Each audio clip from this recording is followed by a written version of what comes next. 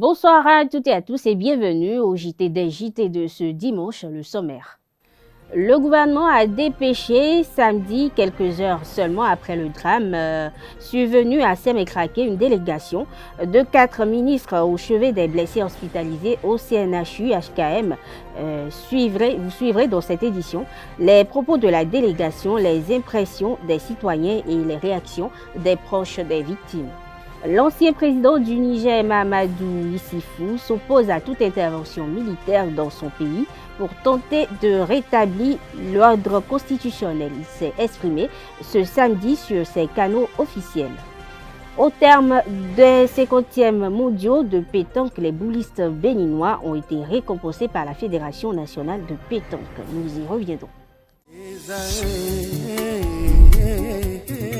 L'École supérieure d'administration, d'économie, de journalisme et des métiers de l'audiovisuel ESAE offre de nouveaux challenges pour l'année universitaire 2023-2024. Étudiantes et étudiants, parents d'élèves nouveaux bacheliers, ESAE, c'est la garantie d'une formation de qualité à des conditions très avantageuses. À Gbedjromede, à Pakpa, à Boumekalavi et Parakou, inscrivez-vous en administration générale, administration du travail et de la sécurité sociale, trésor et finances publiques, impôts, diplomatie et relations internationales, journalisme et métiers de l'audiovisuel, gestion des marchés publics, planification et développement local, sciences économiques, sciences juridiques et toutes les filières des sciences de gestion. ESAE vous offre des bourses, demi-bourses et de réductions pour les premières inscriptions dans toutes ces filières. Waouh! En licence 1, 2 et 3 et en master, bénéficiez jusqu'à 50% de réduction sur tous nos sites. N'est-ce pas génial? Infoline. ESAE Gbedjromede, 3e rue à droite en quittant le carrefour Le Jador pour la BIBE Jéricho ou au plus 229 90 93 65 21 98 98 14 00 à Kpakpa au plus 229 52 88 33 33 à Boumekalavi au plus 229 52 88 44 44 Parakou au plus 229 52 46 12 12.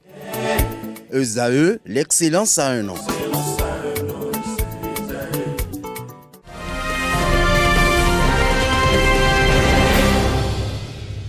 Bienvenue, un incendie s'est déclaré samedi 23 septembre dans un dépôt de pétrole, de produits pétroliers non loin du marché d'Anana à Sémécraké. Le bilan provisoire fait état de près de 40 morts et de nombreux blessés, ainsi que d'importants dégâts matériels. Pour plus de précision, suivant le constat réalisé par ETélé. D'énormes pertes en vies humaines et d'importants dégâts matériels dans un incendie ce samedi matin à Sémécraké. Le feu est parti de cet entrepôt dans lequel de produits pétroliers sont stockés. En recoupant les informations, il paraît qu'un véhicule, celui que vous voyez ici, en face de vous, était en train de faire ses manœuvres quand subitement il y a eu une explosion. Et cette explosion a embrasé tout le reste. L'incendie est enregistré près du marché d'Anana.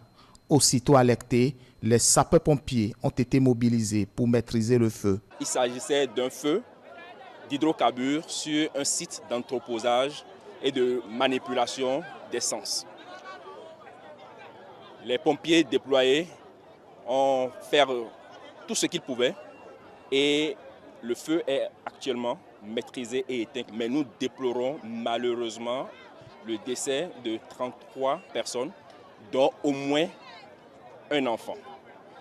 3 personnes ont été évacuées avant même l'arrivée des secours par les gens qui étaient sur place. En termes de biens matériels, des véhicules, des moyens de transport type tricycle et des motos sont partis également en fumée. Plusieurs personnes sont calcinées. De nombreux blessés sont conduits d'urgence à l'hôpital. Le bilan pourrait s'alourdir compte tenu de l'état de certaines victimes brûlées au 3e degré. Une situation triste et déplorable. Maria Potrossou est le préfet du département de l'Ouémé.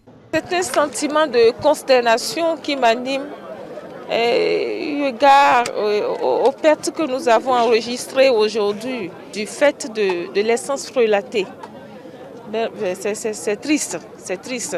Et c'est le département qui perd une partie de sa population.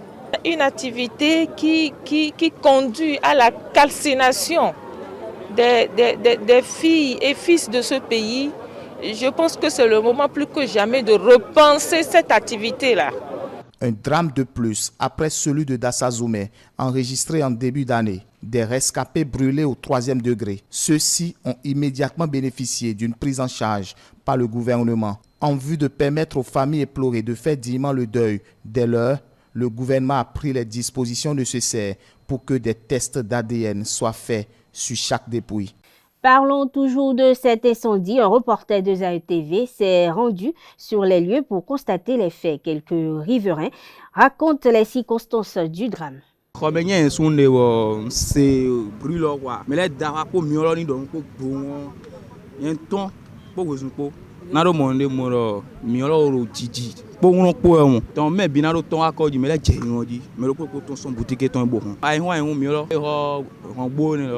Parce que yo hongolo soué honedi pour miolo je ko jiwaji miolo awle ki hore lo flen minamo eduka ka bio boutique a weton lo pour de ka wle o mi pipon ro boutique minamo te pon sape pompier le na wa e na so do ne te passion a mi legbe pour boutique lo me donc wezun yon mi le ton mi ou jeune quartier ton le mi le hon timbo ho ki horo de mi we mi tun son flen bo tun so e don bo ti mi o le do wo bo tin o sin ero aleji ne le o mi a do le bero si we bo ba ogbon lo boro mi lo ti kaka mi ti son niveau e bo ti file lo sugbon ton mi o ti mi on de si gan provoquer incendie de voro côté he quoi donc de mi ti ni on e po de ho mele kere flen mi a je ami de ko flen le mi je ibe ton di ami o bienvenue Niger no gosin bono wa fi donc ni ami o wa fi o yi ka lo pa lo po me ami na no pa le bi me yi ka lo ma mi gbon dai me lo po sin soju e no ma mi gbon donc de wa ya douane lo ji ami no wa pa we me donc pa lo ni poro to sin pa me ben bien mi do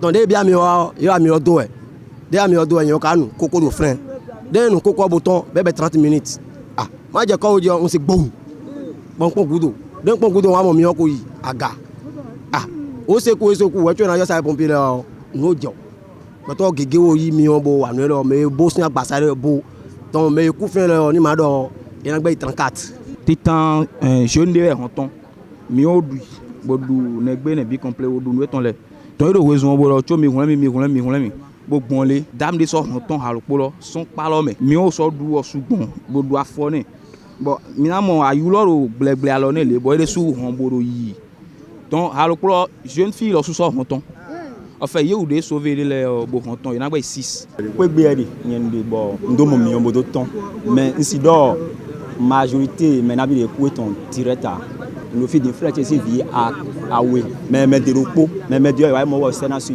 fie ton awe e ku il y a des soucis assis nos vies a fait ton vie e ku donc mais ku final e support ayena ho din tubo mi ale bodo me de laisser PC donc de tio e bla ou pede bla ou mais nous de DJ fi e men lo repos no gede do na declare da ntan à lui de nos compo essence pour vont mes filles et nous pas via bon nous mais nous podo et mais bo bien et de me jeme nous sucre que explosion là nous pas vieille Nigeria no bomba tout bomba bon mais de rek pas vidéo mais de ko le coup de là et mais bi na wuli mi bon ne na la je coup to ton na la supo mo yeme le don sa ami lo le mi don na e do mu lo ni o fi ro po e na bi ami ye tun le do ye ni yo fi le na bi ami ye tun le do àmọ́ mi mla magato nundi mendo yo po mi do vile to kwegbe bo mi magato si jo si jaji na ami ye ton le parce que nu de jo to egbe nu david de jo to egbe bo yan mo to egbe o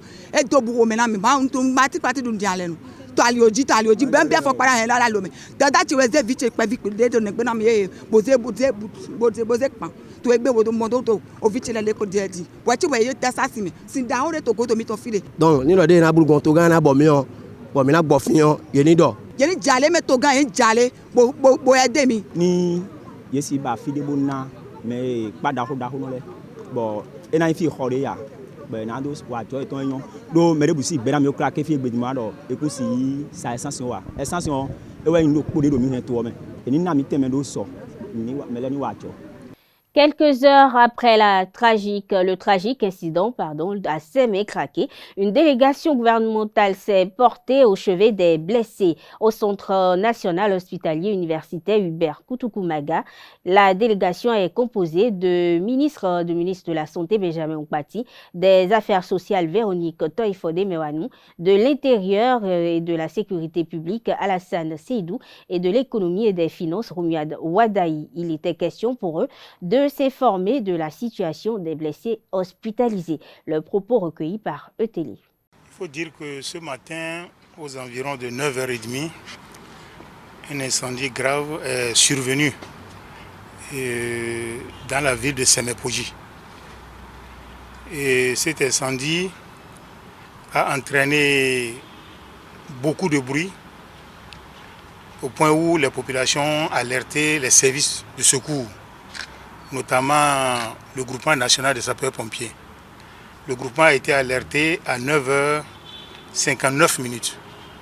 Et 6 minutes après, le premier camion était déjà là, puisqu'on avait des ambulances et un camion de lutte contre les incendies à Sémé. Donc 3 centres de secours sont intervenus, le centre de Sémé, le centre de Porto-Nouveau et le centre de Saint-Jean. À l'instant où je vous parle, nous avons malheureusement enregistré 34 morts, dont 2 bébés. C'est des morts calcinés, puisque la cause de l'incendie, c'est le carburant, notamment le carburant de la contrebande. Et nous avons aussi enregistré 20 blessés de gravité variable. Il faut dire que c'est des blessés quand même graves. Je ne vais pas aller dans les détails, mon collègue de la santé va y revenir. Donc grosso modo, c'est ce que je peux dire. Mais tout ce qui doit être fait a été fait. Le périmètre de sécurité a déjà été délimité.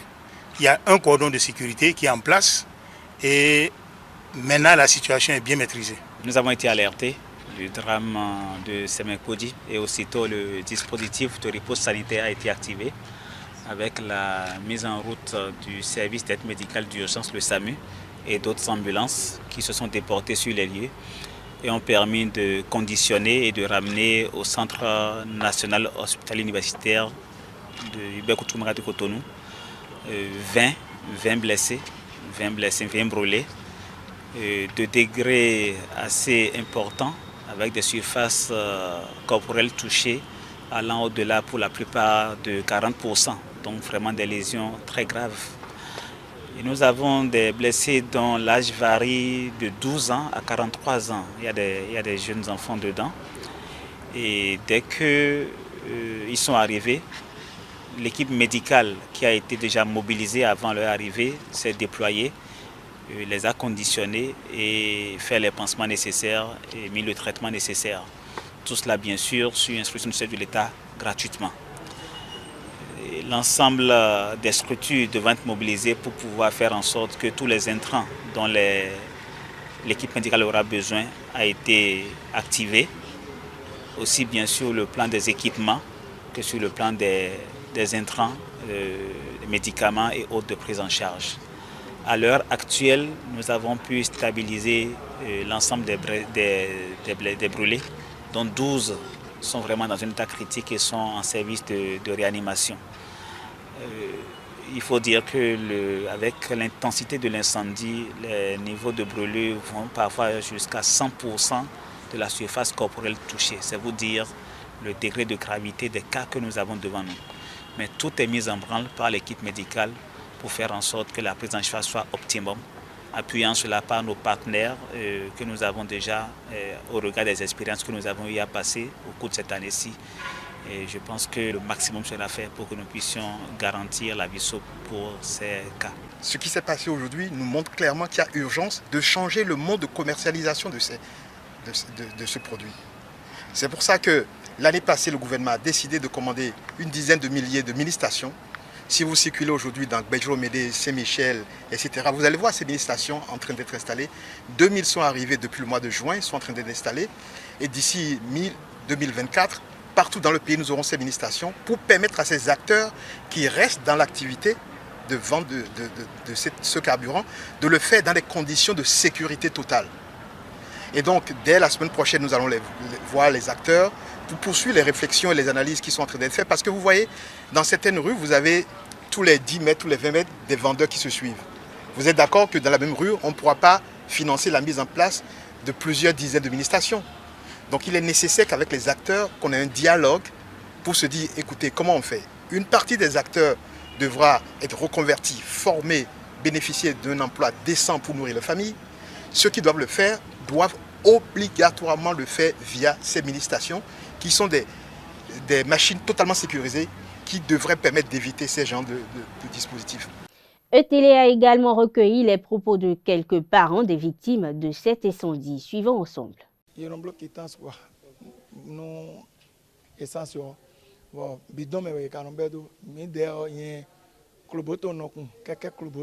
Je suis un agent de liaison dans la commercialisation de l'essence frelatée. Je convoie les bidons et ses produits de contrebande entre le grossiste et le distributeur. J'ai invité mon enfant à venir ce jour pour m'aider avant qu'il ne reprenne les classes le lundi prochain. Nous n'avons aucune idée de la provenance de la flamme qui a créé cet incendie. Je suis ici à cause de mon enfant qui est brûlé. Je l'ai aussitôt amené au CHT de Porto-Novo pour les premiers soins. Nous étions là quand nous avons reçu la délégation des ministres qui ont suggéré l'évacuation de toutes les victimes au CNHU de Cotonou. Ici, mon enfant est bien pris en charge.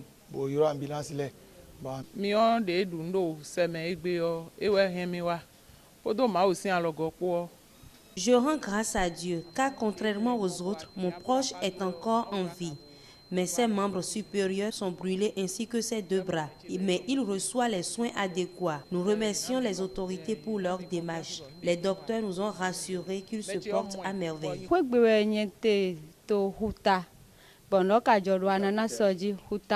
J'étais chez moi vers la mer à Sémé-Craqué lorsque j'ai aperçu de loin la fumée et entendu les lamentations. Je ne savais pas que ma soeur faisait partie des victimes. C'est après l'avoir conduit au CNHU qu'on m'a informé. Cette édition se poursuit. Initiée par l'Organisation mondiale de la santé, la Journée mondiale de sécurité des patients est célébrée le 17 septembre de chaque année. Faire des patients les acteurs de leur propre sécurité est le thème de l'édition 2023. Dans le cadre de cette commémoration, le ministre de la Santé est revenu sur le rôle crucial que doivent jouer les patients, les personnes accompagnées et les familles dans la sécurité des soins aux côtés des soignants. Benjamin Oukpati au micro de ETélé. La sécurité des patients est un enjeu mondial. Les causes les plus meurtrières en rapport avec la sécurité sanitaire sont les infections nosocomiales, les erreurs de traitement, les accidents des patients, les problèmes de communication, l'environnement de travail désorganisé. En Afrique, les infections nosocomiales représentent la 3e cause de mortalité maternelle, la 2e cause de mortalité néonatale précoce et la 1re cause de morbidité post-opératoire, et leur prévalence varie entre 10 et 60%. Au Bénin, selon une enquête menée dans 87% des hôpitaux, la prévalence des infections nosocomiales était de 19,1%. En 2019, la 72e Assemblée générale de l'Organisation mondiale de la santé a institué par sa résolution d'OVHA 72.6 intitulée « Action mondiale pour la sécurité des patients » la célébration de la Journée mondiale de la sécurité des patients le 17 septembre de chaque année. En choisissant ce jour, l'Organisation mondiale de la santé entend sensibiliser le public et l'amener à collaborer. Elle ambitionne également mieux informer la communauté internationale, œuvrer en faveur de la solidarité mondiale et inciter les États membres à prendre des mesures pour promouvoir la sécurité des patients et réduire les préjudices qu'ils subissent. Dans le cadre de la célébration de cette année 2023, l'Organisation mondiale de la santé a choisi pour thème « Faire des patients les acteurs de leur propre sécurité. Le but visé à travers le thème choisi cette année est de mieux impliquer les patients, leurs familles et les soignants dans les actions de réduction des risques en milieu de soins. En effet, lorsque les patients sont associés en tant que partenaires aux soins qu'ils reçoivent, les résultats sanitaires s'en trouvent nettement améliorés. Ainsi, l'OMS, dans le cadre de la mise en œuvre du plan d'action mondial pour la sécurité des patients 2021-2030, a fait de la collaboration des patients et des familles la principale stratégie pour éliminer les préjudices évitables en milieu médical. Lors d'un point de presse tenu le mardi 19 septembre dernier, l'état-major de la Sentinelle républicaine a évoqué la situation au Niger et a livré sa position sur la crise dans le pays. La Sentinelle républicaine soutient la position de la CEDEAO face à cette situation. Retour sur le point de presse avec EZAE TV. L'état-major de la Sentinelle républicaine a effectué une sortie médiatique au champ d'oiseaux de Cotonou ce 19 septembre. Au cours de cette rencontre, les membres de la Sentinelle sont revenus sur la place de l'armée et les coups d'État dans les pays d'Afrique subsaharienne et en Afrique de l'Ouest en particulier. Partout où il y a eu échec, tout au moins dans le combat de nos élites contre le terrorisme qui s'implante et qui avance en Afrique, on ne peut pas souligner la responsabilité des élites politiques sans souligner la responsabilité de l'armée de nos différents pays. Parce que c'est à eux qu'il est revenu bien souvent, les militaires, de proposer des plans de riposte. C'est eux qui ont été formés avec les moyens de l'État. C'est à l'institution qu'on a mis les armes pour être les gardiens de la République contre les attaques terroristes. Les régimes issus de coups d'État militaires, nous avions fait l'expérience et nous savions de quoi il s'agit. Le Bénin est mieux placé pour en parler. Aujourd'hui, la position de notre pays, le Bénin, n'est rien d'autre que la position de la CEDEAO. Cette rencontre était également l'occasion pour les membres de cette organisation de se prononcer sur la démocratie en Afrique de l'Ouest et surtout au Bénin. Le Bénin a été, demeure et sera toujours le pionnier de la démocratie dans notre sous-région et au-delà. En 90, lorsque ce printemps démocratique avait commencé par le Bénin, nous avons été combattus. Il y avait eu de la résistance dans les autres pays. Nous avions tenu. Alors, qui mieux que le Bénin aujourd'hui pour défendre les valeurs démocratiques à travers le continent? Lors de cette sortie médiatique, les membres de la Sentinelle républicaine ont adressé quelques messages à l'endroit de la société civile.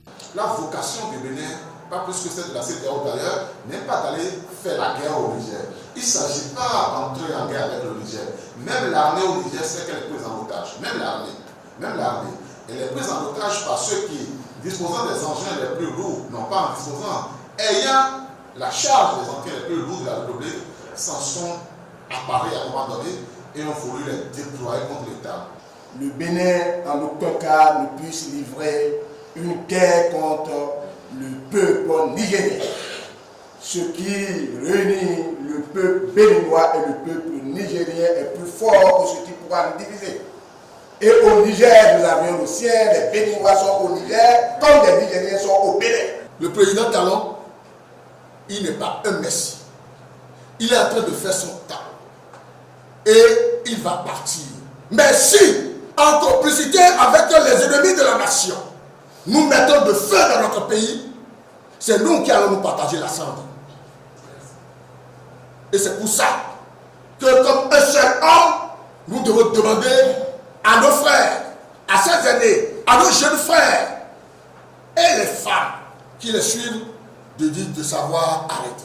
Les membres de l'état-major de cette organisation ont enfin affirmé au cours de cette sortie leur désir de voir les différents acteurs apporter leur contribution dans la lutte pour la stabilité dans les pays de l'Afrique subsaharienne.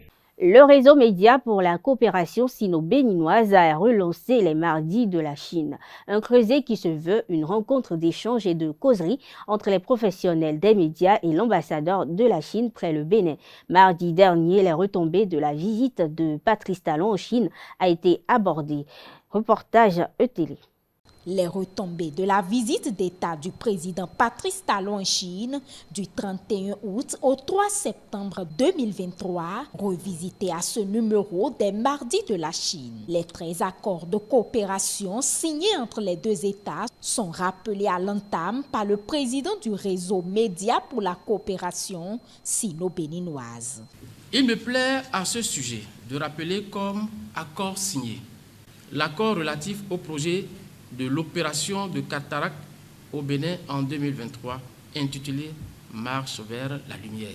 Le protocole relatif à l'exportation d'ananas frais du Bénin vers la Chine. Avec ces différents accords signés, c'est une nouvelle ère qui s'ouvre pour le Bénin en termes de solidification, diversification, avec pour corollaire la construction d'une communauté d'avenir partagée entre la Chine et le Bénin. L'ambassadeur de la Chine près le Bénin a partagé avec l'assistance ce qu'il garde de ce séjour de Patrice Talon, au-delà bien évidemment des accords signés. À part ces accords signés, la plus importante succès de cette visite, c'est la déclaration conjointe que les deux gouvernements ont décidé de prononcer au cours de la visite pour porter les relations bilatérales à un partenariat stratégique. Deuxième résultat, je pense que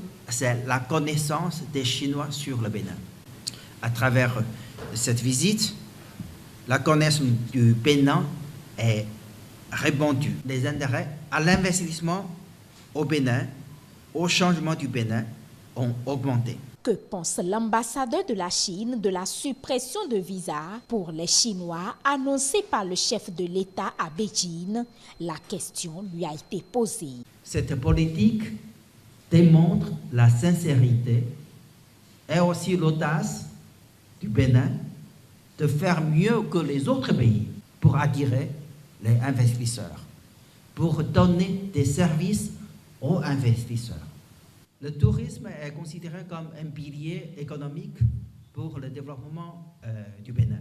Mais le tourisme, ce n'est pas aussi le Bénin qui attire les touristes. Beaucoup de pays africains et des autres pays, même des pays européens, des pays occidentaux, ont fait des efforts pour attirer les touristes chinois. L'occasion a été saisie pour rappeler que la deuxième édition du concours des meilleures productions de presse du réseau Média pour la coopération sino-béninoise est lancée. Elle porte sur le thème « Mon regard sur la Chine ». Les œuvres doivent être réalisées et diffusées entre le 13 septembre et le 31 octobre 2023. Les meilleures productions seront récompensées lors d'une soirée de remise de prix. Et pour y participer, il faut être professionnel des médias exerçant dans un organe de presse écrite et ou audiovisuel ou de la presse digitale du secteur public ou privé au Bénin ou être journaliste en freelance. La première édition de ce concours a porté sur le thème « 50 ans de rétablissement des relations diplomatiques entre la Chine et le Bénin, la Chine au cœur du développement du Bénin ». 10 professionnels des médias ont été primés par le réseau et l'ambassade de la Chine près le Bénin. En début de cette semaine, écoliers et élèves du Bénin ont retrouvé le chemin des classes dans la matinée du lundi 18 septembre 2023 au Bénin. Ce, après plusieurs semaines de vacances. Le top a été donné à Porto Novo par les 3 ministres chargés de l'éducation. Ils ont procédé ainsi au lancement officiel de la rentrée scolaire à l'école primaire publique d'Onouquin, l'ICESA. Retour sur ce lancement avec ETélé. Apprenants et enseignants ont pris d'assaut les écoles en ce premier jour de la rentrée. À l'école primaire publique de Donouquin, l'ICESA à Porto Novo, les cours ont aussi démarré.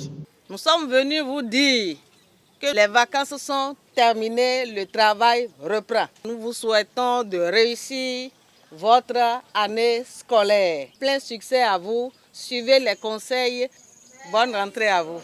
Une occasion pour donner quelques conseils aux apprenants.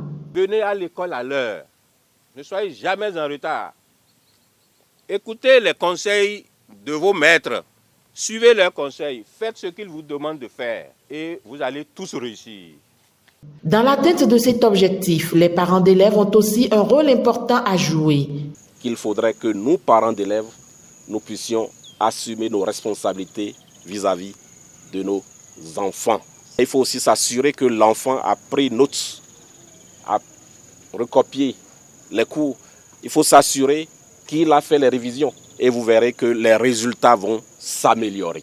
Au nom de mes collègues ici présents et au nom du gouvernement, au nom du président de la République, son Excellence, M. Patrice Talon, nous déclarons que l'année scolaire et universitaire 2023-2024 est officiellement lancée.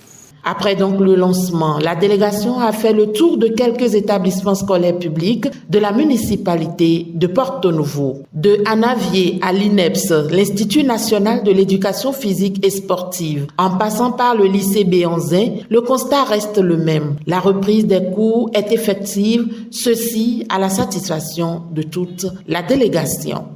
L'Association des étudiants de l'École supérieure d'administration d'économie, de journalisme et des métiers de l'audiovisuel OSAE, dénommée Old Universities Friend, a procédé vendredi dernier à la distribution de kits scolaires aux apprenants et enseignants de l'école primaire publique Tokpa-Zungo Sud de la commune d'Abomey-Calavi. Le film de cette cérémonie dans ce reportage réalisé par OSAE.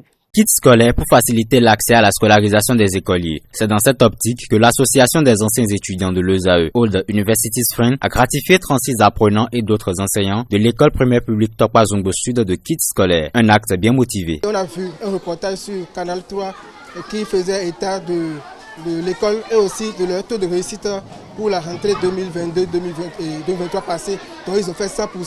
Donc on s'est dit que s'ils ont fait 100% malgré leurs conditions, il faut les accompagner. Les accompagner, c'est de venir donner maintenant à ces petits sœurs les kits scolaires pour qu'eux aussi emboîtent les pas de leurs des anciens déjà.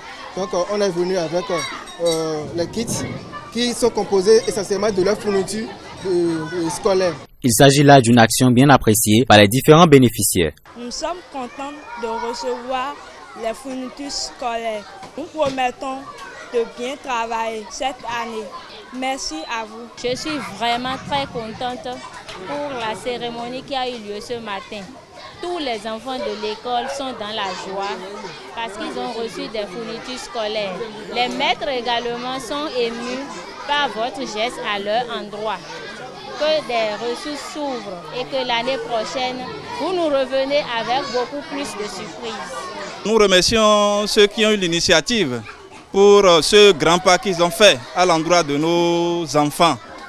Au nom des parents, au nom de tous les parents d'élèves, je remercie l'association pour ce geste. C'était l'occasion pour les bénéficiaires et donateurs d'énoncer quelques doléances. C'est une école qui est dans la difficulté, ils n'ont même pas de latrine, donc c'est l'occasion pour nous d'inviter les autorités de la commune, en l'occurrence le maire ou bien le préfet, à se pencher sur ce dossier-là pour voir comment on peut faire pour construire peut-être des latrines ou bien des salles de classe. Vous voyez, il n'y a plus aujourd'hui. Nous-mêmes, on a vécu la situation avec eux. Dans la pluie, c'était un peu difficile pour ces enfants, ces jeunes enfants qui ont pratiquement 9 ans, 10 ans ou 11 ans. Et si éventuellement, cette association a des partenaires sœurs qui interviennent dans différents secteurs, ils peuvent les convier ici parce que vous vivez la situation avec nous, très très difficile. Et nous remercions aussi le corps enseignant, la directrice au passage, pour le travail abattu tous les jours que Dieu fait. Old Universities Friend s'engage par cet acte à œuvrer pour le développement et l'éducation au Bénin. Elle prévoit également plusieurs activités pour vulgariser l'excellence en milieu scolaire et le bien-être des enfants en situation difficile. La rentrée scolaire et académique a certes démarré lundi dernier, mais il est important de veiller à sa bonne marche et protéger les écoliers du mauvais œil. C'est le conseil du guide spirituel Florent Avocan à l'endroit des parents.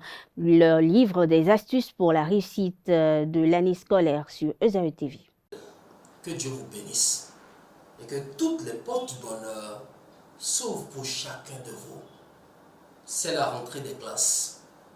À tous les parents d'élèves en primo, nous souhaitons la facilité financière afin que Dieu vous ouvre toutes les portes du bonheur, afin que vous puissiez avoir les moyens nécessaires pour assurer la bonne rentrée de vos enfants.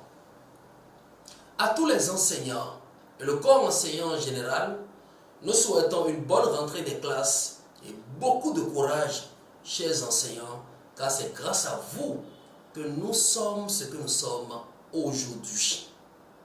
À tous les apprenants, écoliers et élèves, nous souhaitons une bonne rentrée des classes, que cette année soit une année couronnée de succès, de grâce abondante, de bénédiction, de paix, de prospérité pour vous, et que toutes les leçons acquises restent dans vos différentes têtes. Nous passons par ce canal ce jour pour donner 2 bonnes recettes aide-mémoire et un moyen de se préserver spirituellement en cette rentrée scolaire. Préserver qui? Les apprenants, ces enfants qui constituent le demain de tout un chacun de nous. Chers parents, vous qui avez des enfants qui vont à l'école, merci d'appliquer ce petit secret, une bonne aide-mémoire pour le bien-être de vos enfants. De quoi avez-vous besoin pour l'application du secret? Allez chercher les feuilles de moringa. Vous allez sécher les feuilles de moringa à l'ombre 1, 2, 3 jours. Après avoir séché les feuilles de moringa à l'ombre, vous allez réduire en poudre. Et vous avez finalement la poudre de feuilles de moringa. Vous prenez 3 poignées de la poudre que vous versez dans un récipient. Vous ajoutez 2000 litres de miel pur et vous allez battre le tout bien remuer. Après avoir bien fait cette mixture, ce lait, cette aide-mémoire pour votre enfant, vous remettez à l'apprenant. Ce dernier va prendre une cuillerée matin, une cuillerée le soir pendant 2 bonnes semaines. Vous venez de l'aider maintenant à avoir un cerveau bien fertile, à aider sa mémoire, afin que toutes les leçons enregistrées restent et demeurent dans son cerveau. Ça, c'est 1. Pour vous qui avez les moyens, vous qui connaissez les huiles essentielles, vous qui exploitez souvent les grands magasins, allez chercher l'huile essentielle qu'on appelle menthe poivrée. Quantité 10 ml, un petit flacon. À défaut de menthe poivrée, cherchez l'huile essentielle qu'on appelle cypress. 10 ml. Donc c'est soit menthe poivrée ou cypress. Vous versez les 10 ml d'huile essentielle de menthe poivrée ou cypress dans un demi-litre de miel. Vous allez tout bien remuer. Après avoir bien agité et bien remué, remettez à l'apprenant. Ce dernier prend une cuillerée le matin, une cuillerée le soir, pendant 2 semaines. Plaise à Dieu qui a créé le ciel et la terre. Vos progénitures seront toujours la tête, jamais la queue. 1000 peuvent tomber à gauche, 10 000 à droite, ils ne seront jamais atteints. Plus besoin de se rendre en Europe ou ailleurs pour analyser les échantillons des résultats de recherche ou d'innovation, car le Bénin dispose désormais de son premier diffractomètre à poudre. Il va contribuer à la révolution de certaines recherches scientifiques au Bénin en présence d'acteurs étatiques, d'experts et de scientifiques de renommée internationale et d'étudiants que l'appareil a été installé à Semé-City le 18 septembre dernier. Reportage ETélé. Si elle a la chimie dans la peau, Marielle Agbaongbata aura eu de la douleur dans l'âme pour sa thèse de doctorat. J'allais dans beaucoup de pays pour des conférences et chaque fois je mettais mes échantillons dans ma valise pour aller les caractériser, demander à telle université, pardonnez, aidez-moi, je n'ai pas l'équipement, vous pouvez m'aider et tout. C'est ce que j'ai fait pour pouvoir caractériser mes échantillons pendant mes 5 années de thèse. Normalement, c'est 3 années qu'on fait, mais pas manque d'équipement, j'en ai fait 5. Quand j'allais au Japon, justement, j'ai perdu mes échantillons et tout. Et là, je n'avais qu'une seule envie, quitter cet enfer. Avec l'écosystème de Semé-City, son enfer va prendre fin. Elle va trouver les conditions adéquates pour laisser libre cours à son esprit d'innovation.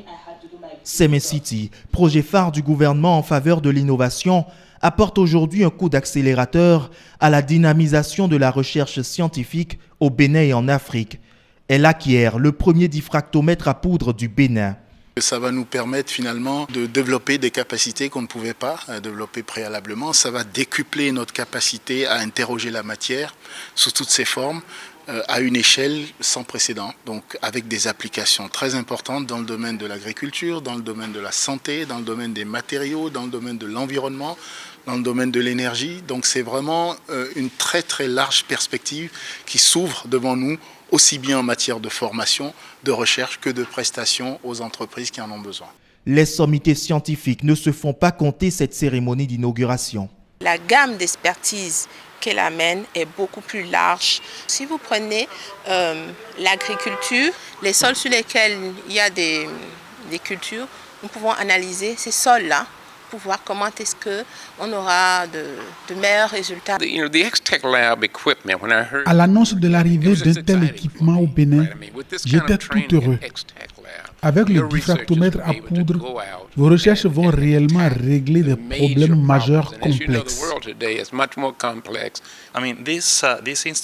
Cet instrument va permettre des recherches précises, car cet équipement est le meilleur sur le marché. Des facilités de ce type doivent être soutenues. Après le diffractomètre à poudre, Inxtech Lab va bientôt disposer du microtomographe pour accroître l'utilisation des rayons X au service de la recherche scientifique et technologique du continent tout entier. La 7e édition du Salon international de l'immobilier et de matériaux 2023 va se dérouler du 2 au 9 octobre prochain au Palais des Congrès de Cotonou. L'annonce a été faite en conférence de presse vendredi dernier dans l'une des salles de Novotel Hôtel, compte rendu ESAE TV. La 7e édition du Salon international de l'immobilier et matériaux modernes S2IM, initiée par Kehinde Amadou, est l'occasion de réunir la population béninoise ainsi que les acteurs du secteur du bâtiment et travaux publics dans un même espace. L'un des objectifs du Salon international de l'immobilier est de participer à l'amélioration du cadre de vie. L'objectif de ce salon, ou bien la motivation, en fait, c'est de participer à l'amélioration du cadre de vie et au développement durable, tout en faisant la promotion des matériaux de construction de qualité, des matériels et équipements de qualité, le respect des normes, et également amener la population à consulter les professionnels de la construction. Vous voyez, parce que construire un habitat, construire un bâtiment, ça nécessite des connaissances techniques. Et on sait bien que beaucoup de nos compatriotes construisent leurs maisons sans respecter les normes, sans faire le choix des matériaux de qualité qui existent, alors qu'il y a des professionnels, il y a des usines qui fabriquent des matériaux de qualité. Cette édition offre une particularité aux acteurs du domaine avec des programmes bien précis. Au programme de cette 7e édition, nous avons les expositions ventes, les consultations gratuites, les conférences débats, les rencontres B2B, le jeu concours S2IM, le village S2IM, le concours de la meilleure maquette architecturale. La nouveauté pour cette 7e édition, c'est le village S2IM, qui est un concept de relaxation dans l'habitat. Ça permet aux visiteurs de se relaxer sur le salon. C'est-à-dire vous avez la restauration, vous avez tout ce qu'il vous faut pour être à l'aise, pour vous sentir comme chez vous à la maison. Vous venez acheter des matériaux et équipements, mais vous vous sentez également bien dans l'habitat en vous relaxant. Donc c'est un peu ça le nouveau concept de la 7e édition du Salon international de l'immobilier et matériaux modernes. Plusieurs partenaires se sont illustrés pour marquer cette 7e édition. Nous tenons à remercier le promoteur de ce salon, M. Amadou, pour cette initiative et confirmons de notre présence tout le long de ce salon. Nous rentrons dans un système de divertissement où il y aura la restauration, il y aura le divertissement, les artistes qui vont venir prester, il y aura un peu du côté beaucoup de divertissements qui vont se passer un peu du côté de ce salon. Parce qu'on s'est dit tout le monde vient pendant les 7 jours, au moins les 8 jours, on est tous concentrés à parler de business, construction. À un moment aussi, il faut se détendre un peu, manger quelque chose, boire quelque chose. C'est pourquoi on a essayé de voir des gros partenaires comme Coca-Cola qui nous accompagnent et OneBeer qui seront là à mettre le rafraîchissement pour que vous soyez vraiment à l'aise pour voir quelque chose au cours de ce salon pendant les 8 jours pour ne pas vous ennuyer. Nous sommes une fois encore très honorés de participer à cette édition du Salon de l'immobilier qui met en avant tous les acteurs du secteur BTP. Nous sommes ensemble depuis la création de ces stands, de ces salons. Nous sommes très heureux. Toujours, il y a de nouveaux partenaires. Chaque année, les invités s'ajoutent.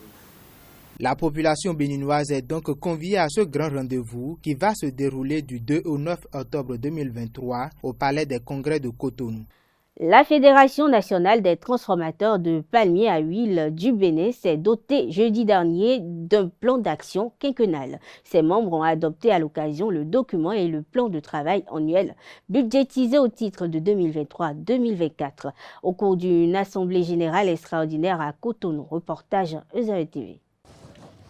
Je déclare ce soir, FECUSA, chose faite.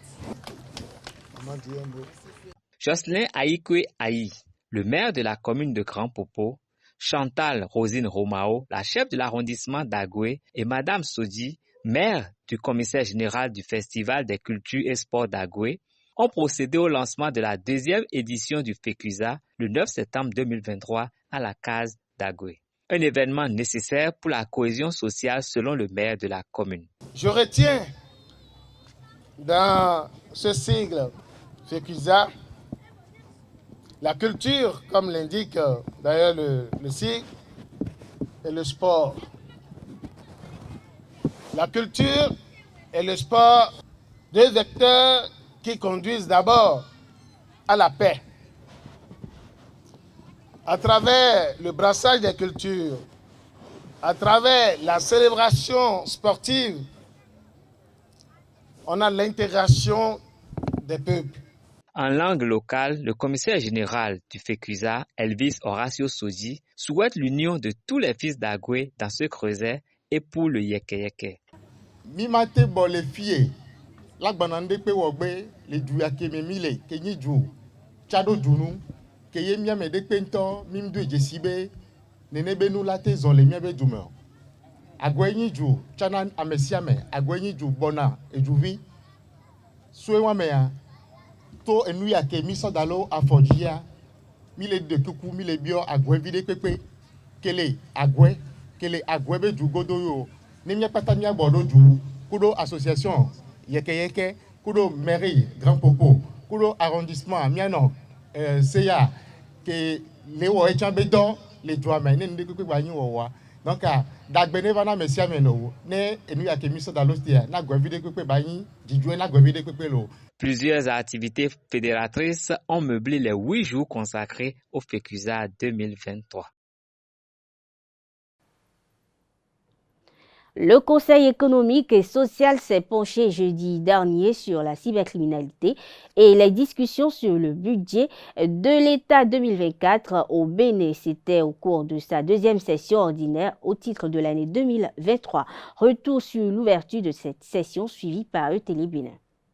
Le Conseil économique et social en conclave dans la matinée de ce jeudi pour la deuxième session ordinaire des activités de l'année 2023. Au menu des assises, la question budgétaire. Cette deuxième session ordinaire, qui se veut être essentiellement budgétaire, c'est tout naturellement pour nous permettre de nous acquitter de cette noble et exaltante mission constitutionnelle, mais surtout pour apporter notre pierre à la construction de l'édifice commun de notre pays. Des réformes et recommandations sont prises pour améliorer la situation socio-économique des populations. Pour le président Augustin Tagwe-Bian, le CES reste toujours disponible au service de la population. Et cette deuxième session ordinaire des activités de l'année 2023 est la preuve notamment de la question de la cybercriminalité. Au cours de cette même session, d'autres préoccupations d'importance seront également abordées avec la poursuite de l'étude des sujets d'autosaisine sur les thématiques suivantes. La problématique de la cybercriminalité au Bénin, impact socio-économique et approche de solutions. La commercialisation des produits agricoles au Bénin, quelle stratégie pour une approche novatrice et intégrée? Le service national au Bénin, quelles opportunités pour le renforcement des valeurs de la nation et une meilleure intégration socio-professionnelle. Ainsi, nous aurons à effectuer les visites de terrain et à auditionner les personnes ressources sur toute l'étendue du territoire national. Au terme des assises, des recommandations ont été faites au cours de la deuxième session ordinaire des activités de l'année 2023 au Conseil économique et social pour le développement du Bénin. Sport, dans cette édition, Amazon et Guépard Boulistes du Bénin ont été récompensés au terme de la 50e édition du championnat mondial de pétanque organisé à Cotonou du 9 au 17 septembre dernier. Ils ont reçu chacun un moyen roulant et une enveloppe financière. ETélé Bénin pour le reportage. Ils ont honoré le Bénin aux 50e mondiaux de pétanque, raison de leur présence ici. Les guépards boulistes reçoivent ici leur récompense, des présents tout mérités.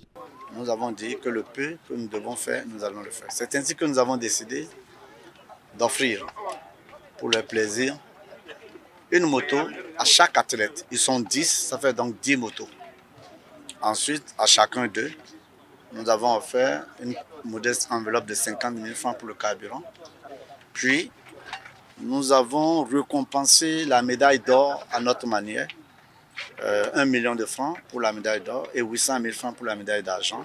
Pour en arriver à ces récompenses, il a fallu tirer son épingle du jeu face à 37 nations. Les parties se sont révélées rudes, pas du tout de plaisir, mais les guépards ont marqué de leurs empreintes diverses catégories.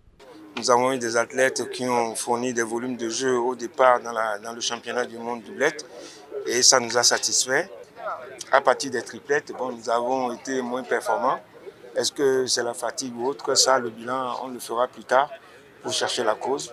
Nous avons fait un championnat du monde de très haut niveau. En tant que député à l'Assemblée nationale, je suis fier de ce que d'ici à là, les champions vont être reçus par le président de l'Assemblée nationale. Il est quand même de bon ton que le président essaye de revoir encore ses joueurs pour donc échanger un peu avec eux et les féliciter à nouveau. Le Bénin trône désormais sur le toit mondial en doublette mixte et s'arrache le titre de vice-champion du monde en doublette homme. Des titres qu'il faut désormais soit préserver, soit améliorer aux mondiaux de pétanque à venir. Hors du Bénin, Mahamadou Issifou, l'ancien président du Niger, ne veut pas d'une intervention militaire de la CEDEAO dans son pays pour tenter de réinstaller son poulain. Sur le réseau social X, ex-Twitter et sur sa page Facebook, l'ancien président du Niger s'est catégoriquement opposé à toute intervention militaire. Selon lui, une intervention militaire extérieure dont les conséquences humaines et matérielles sont incalculables y sera une source d'instabilité durable. Du reste, une telle intervention n'a nulle part jamais été facteur de progrès pour aucun peuple. Pour plus qu'une erreur, y recourir serait une faute. Mahamadou Issifou réaffirme que seule une solution négociée ouvrira la voie au retour rapide à l'ordre démocratique stable. En attendant, il dit être persuadé que les chefs d'État de la CEDEAO puiseront dans leur immense sagesse pour ne pas commettre une telle faute. La France a défendu ce samedi 23 septembre sa politique de protection des frontières, une réaction suite à l'arrêt de la Cour de justice de l'Union européenne, selon lequel Paris devrait limiter les refoulements systématiques de migrants. Pour le gouvernement français, il est cependant essentiel, dans le contexte terroriste et migratoire, de prendre des mesures visant à protéger ses frontières. Malgré l'avis de la justice européenne, la France ne compte pas changer de pratique. L'État peut prononcer des refus d'entrée à l'encontre d'étrangers qui ne remplissent pas les critères d'entrée et de séjour, a fait savoir le ministère de l'Intérieur français. Mesdames, Messieurs, c'est tout pour la page de ce JT des JT, ainsi prend fait cette édition. Merci de l'avoir suivi. Bonne soirée à toutes et à tous et à très bientôt.